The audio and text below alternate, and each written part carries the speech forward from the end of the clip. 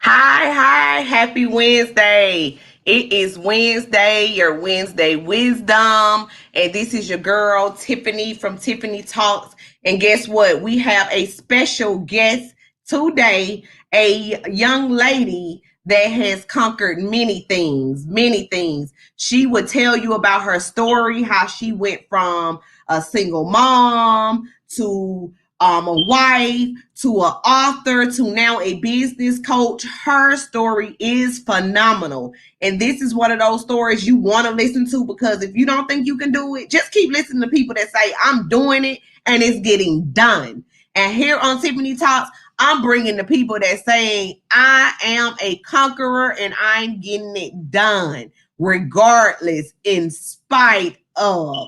And that brings me to tonight's guest, which is Miss Erica Warren from the Louisiana area. I would say the Bayou, honey. And she's down there and she's going to tell us tonight what it looks like. How did she even become an author? Because she has a story of pain, she has a story of triumph, and she just has a story. So I wanted her to bring her story upon my platform. So tonight, before further ado, let me bring Coach Erica Warren to the platform.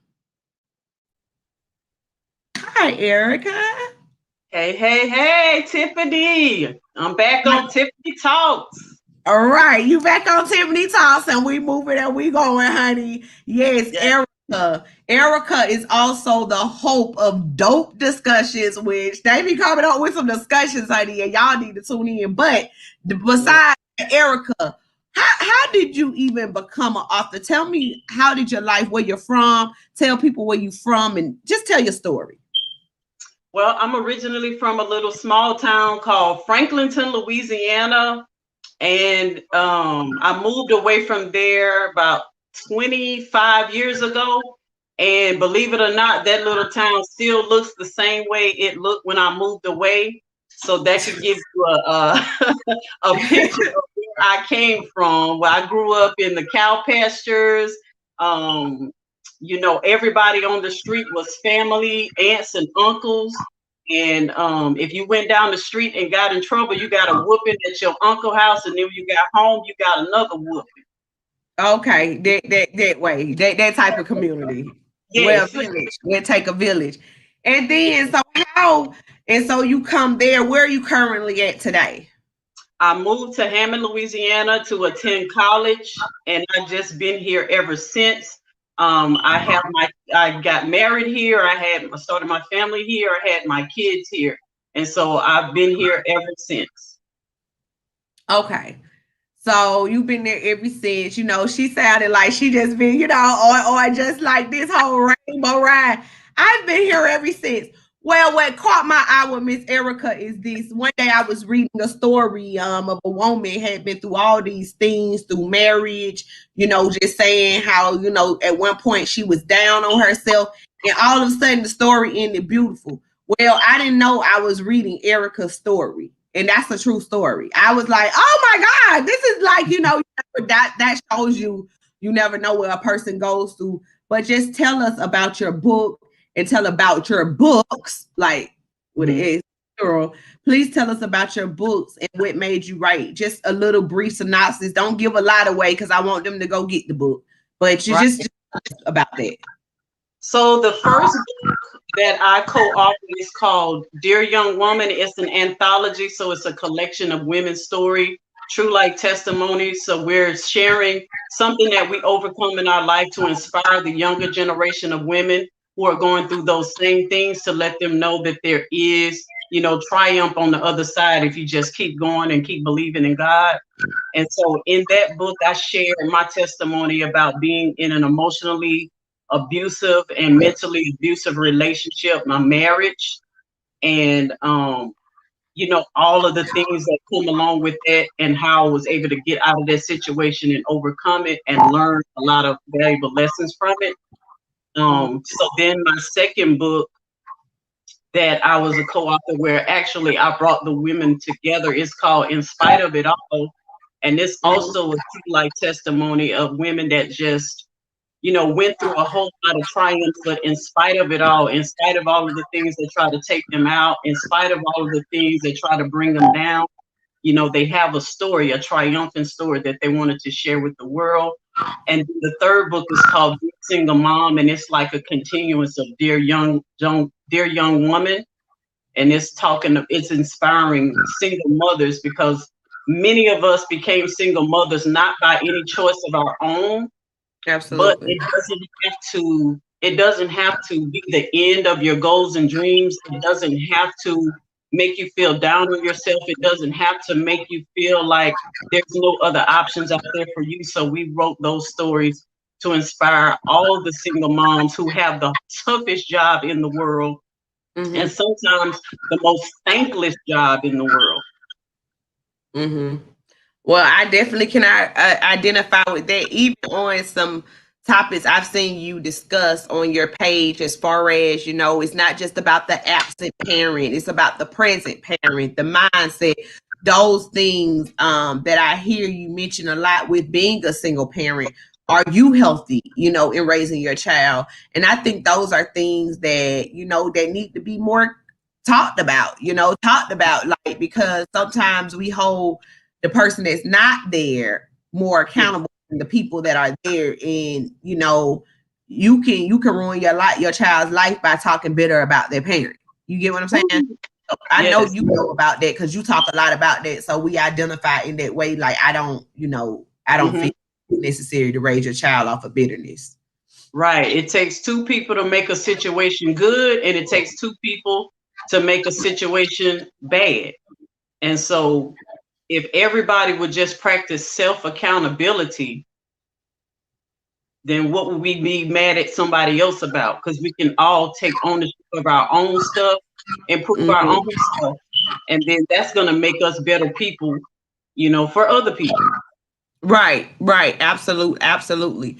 Then, and a lot of times too, I know you kind of point on it on your book, but from a general aspect, because I hear a lot of people bringing up the situation of like narcissists. You talk about that a lot, because I feel like that's like a silent killer. Like, they're not really telling you they digging at you. It's kind of more slick and subtle. So I wanted you to explain from a coach's perspective in the people that you've talked to, because I know I've seen some. So what have you seen?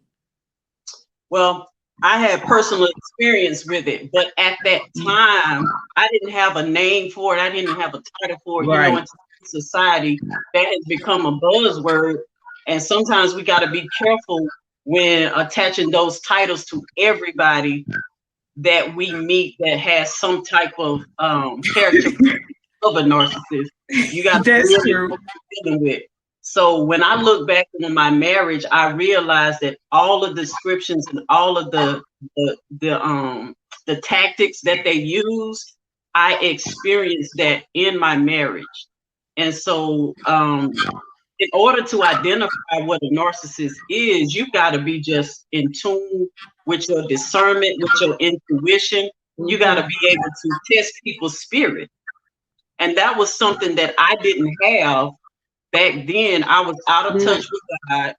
I did not trust my own discernment. I did not trust my own judgment. I was a broken individual just looking for love anywhere.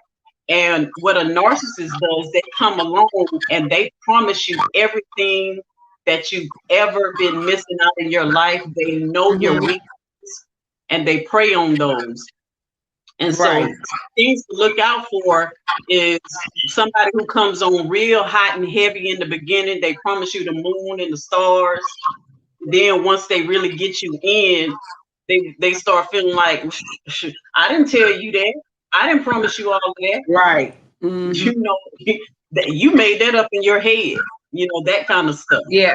Empty promises. That's true. Well, I see it a lot that people are talking about it. You're right. You can't put those labels on everybody, but also you can't put those labels just to love relationships. That could be people in your life.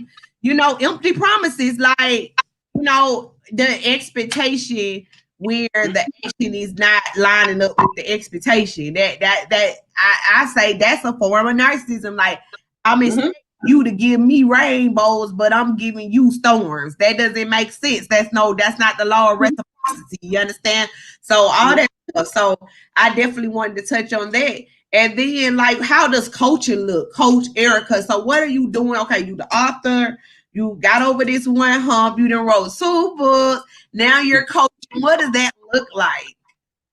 I feel like coaching was a natural next step to doing the to writing the books, because writing the books just inspired me to want to share my story and share my testimony. And I know that I had, more ways that I could do that instead of just writing books. And so that just led to me doing the podcast, because I can express myself a lot more with actually verbalizing and talking.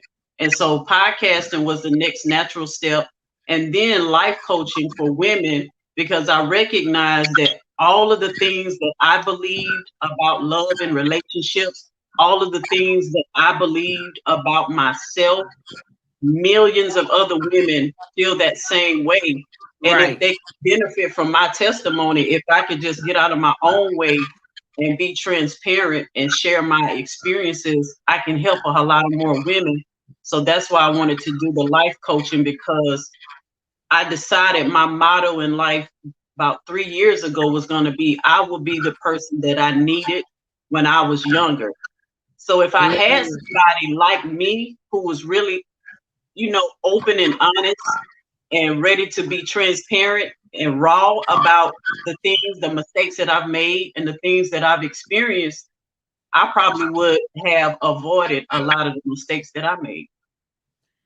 Absolutely. I definitely agree there. Like, I think that we as human beings, when we understand, be the person who you want it around. One of my mentors said that, like I told her, the coach still need coaching.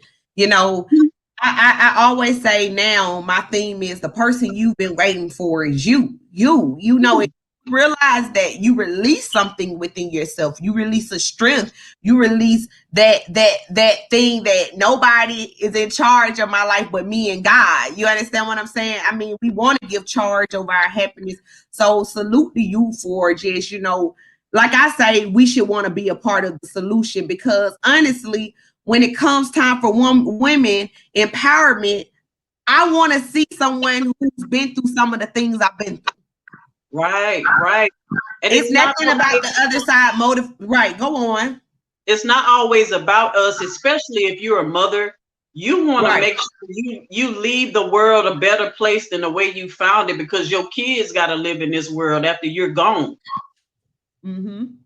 And that's so true.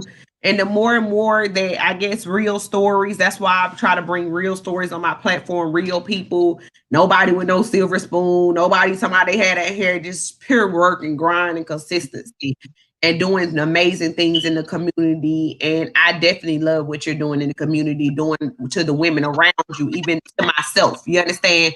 Because sis have a fountain of youth. I ain't gonna tell you age on her, but I was like, sis got a fountain of youth up in her, honey. And But the spirit that you have inside of you radiates on the outside of you, and I strongly believe that, Erica. So yeah. I love meeting women who have such a raw and gritty testimony, but when you see them from the outside, they don't look like what they've been through. And that's a true testament of God, because if you're going to inspire other women, but tell your story, they need to see that you came out of it. You came out of it. You didn't lose your faith in God. You didn't lose your faith in love. You didn't lose your faith in family. You didn't become a bitter and angry person. You became a better person.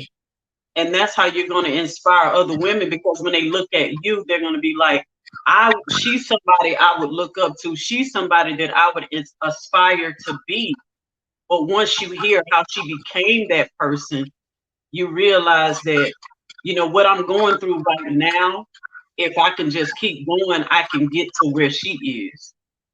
if I could just, and that's the beauty of it. You know, I think anybody who want to go somewhere, instead of looking at people as your competition, look at it. If they did it, it could happen for me. It could happen Yes, for me. The opportunity is open for anybody that wants to get it. And just right. networking with people who understand that mentality, it's done anyway. So Yes. definitely, you know, what words would you have to say for anybody that's just inspiring to be something better? And they one day watching this on whatever April 28, 2021, they watching me and Erica, and they said, "Hey, I just want to go to the next level. If Erica could do it, what would you tell your younger version? You, what would you tell a 21-year-old, and what would you tell a teenager woman?" I always ask that question to people. Hmm. What I learned looking back on my life is that to block out all of the other voices and only listen for God's voice. If we could get our kids to be able to hear the voice of God a lot younger and a lot sooner, they would go a lot further in life. Mm, Um, because many times we live our life through the approval of others, especially our parents and the people around mhm. us, and we can get lost trying to live up and trying to be what other people say we should be. And a lot of times that's really out of alignment with what God created for us. So if Absolutely. you can get to the point where you learn how to have an intimate and one-on-one relationship with God and train yourself to be able to hear his voice, even your mother and father, his voice is going to trump theirs. They can be a Absolutely. guide for you, but they can't give you your purpose. God used them to bring you here, but he didn't use them to create your identity for you. He already gave you your identity. You just got to get in touch with him to find out what it is. That's right. You're absolutely right about that. Well, you telling me too. I tell my age on here all the time. You telling me too. And that's true. That's facts. That's facts. Like, you know what I'm saying? You got to connect with God before, because everybody has their purpose aligned with their own experience and the level of the experience. But Mhm.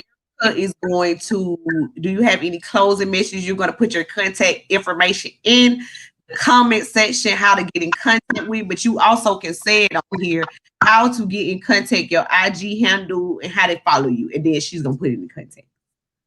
Well, if you want to connect with me, if you are a woman and you want a life coach in any of the areas of self-love, life purpose, if you're ready to get back out there in the dating world, you ain't been out there in a while and you rusty, I can coach you through that transition. If you are fresh out of a relationship, out of a marriage, and you need to readjust and go through your healing process, I coach women in that area as well.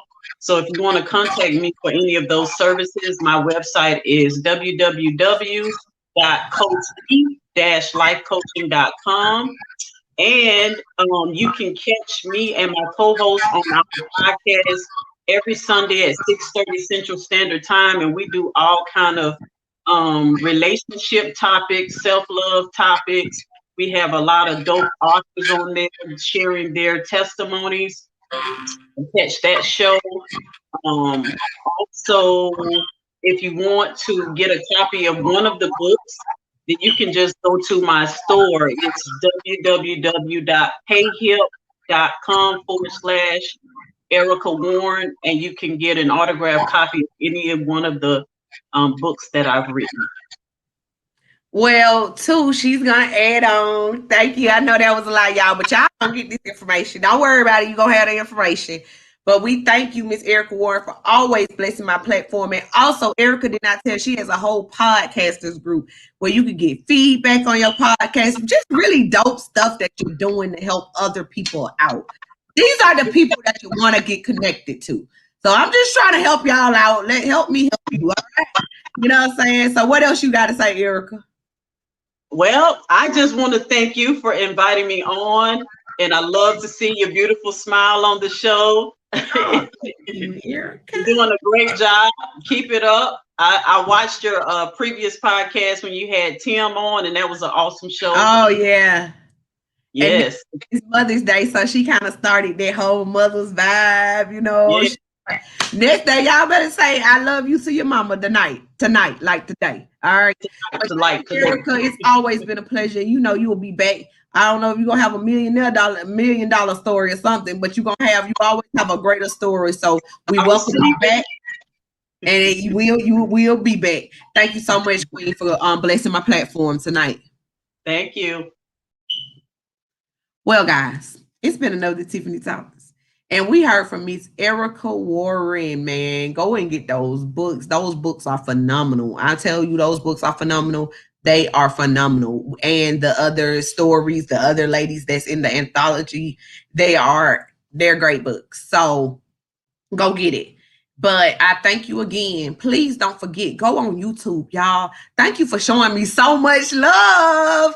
Thank you. And please subscribe to my YouTube channel so I can keep bringing these real conversations where you are a part of the conversation. We will be back here next Monday, and it is Mother's Day next week. So that means it is Mother's Week all week, because guess what? I'm going to be a little biased. I am a mom, honey. I'm a mom before anything. So guess what? We going to salute to our mothers next week. Next week, we have moms who pray, and we have different spotlights of mothers. If you have a tribute that you want done to your mother on my show, please DM me. I'll read it. I will read it. I'll show their picture too. I love moms. I love parents. Okay.